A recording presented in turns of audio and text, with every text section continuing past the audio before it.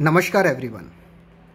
Now today we'll start with the new chapter, that is source document of accountancy. In the previous topic we discussed about the double entry system. Now what is source of document? Each transaction should be supported by documentary evidence such as cash memo, then cash receipt, invoice or bill, debit and credit note. These business documents are called as source document. So whatever the transaction we are recording in the business, each transaction is supported by a evidence, or we can say documentary evidence or the proof. Then each such document which serve as a evidence to a transaction is called as source document. So there are number of source of document in accountancy. In the next slide we will discuss the major or the main source documents. The following are the most common source documents. First, cash memo. Second, invoice or bill. Third, receipt. Fourth, debit note. Fifth, credit note. Sixth, pay slip.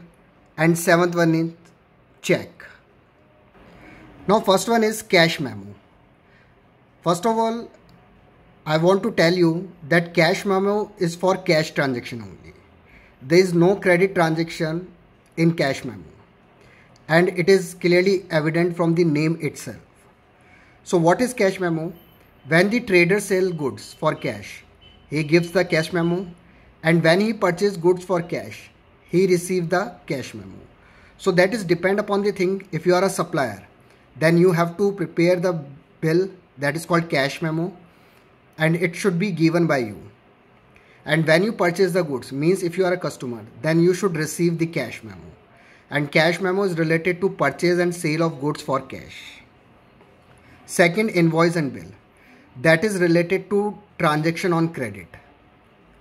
So when a trader sells goods on credit, he prepares a sales invoice, or we can say sale bill, which contain the name of the party to whom the goods are sold, means the name of the customer, the rate at which the goods are sold, the quantity of the goods, and the total amount of sale. So in nutshell we can say that invoice and bill is for credit sale of goods. Now third one is receipt. When a trader receives cash from a customer, he issues a receipt containing the date, amount and the name of the customer.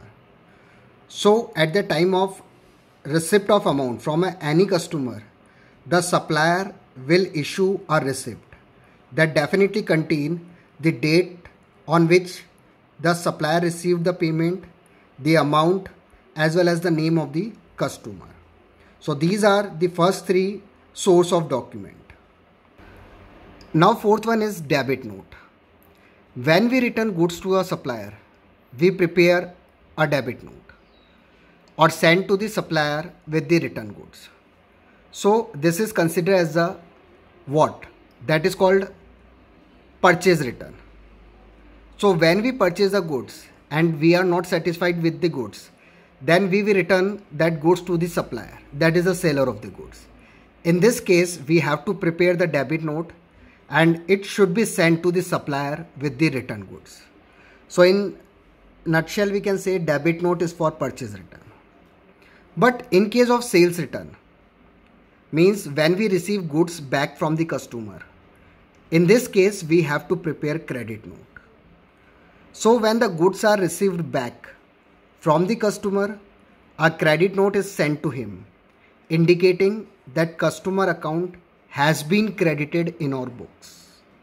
So debit note is for purchase return and credit note is for sales return. Now next one is pay slip. This is a general term which we generally use in the banking system. What do you mean by pay slip? Whenever we visit to bank to deposit cash into our bank account, we have to use one slip in which we have to mention all the detail regarding the cash deposited. So that slip is considered as a pay slip. So what is pay slip?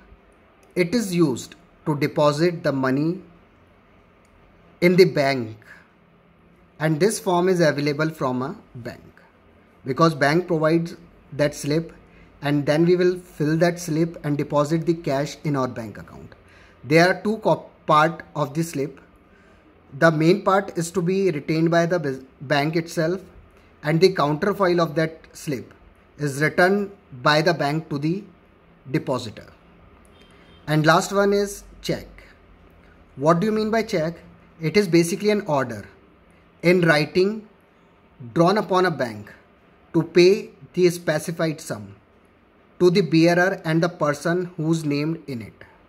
So suppose if I have a check of PNB, and I have issued that check in favor of Mukesh. So in that case, I am instructing a order, or I am instructing my bank in writing that pay the specified sum to the bearer or the person who named in it, that is to the Mukesh, and the specified sum that is already given in the check. So these are the 7 source of document. First one is cash memo, that is for cash purchase and sale of goods. Second one is invoice and bill, that is for credit sale of goods. Third one is receipt, when we receive the amount from the customer. Fourth one is debit note, that is in case of purchase return. Fifth one is credit note in case of sales return. Seventh one is pay slip, when we deposit money into bank account.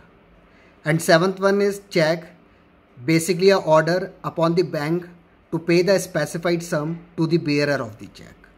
So these are the 7 main or common source of document. Thank you so much.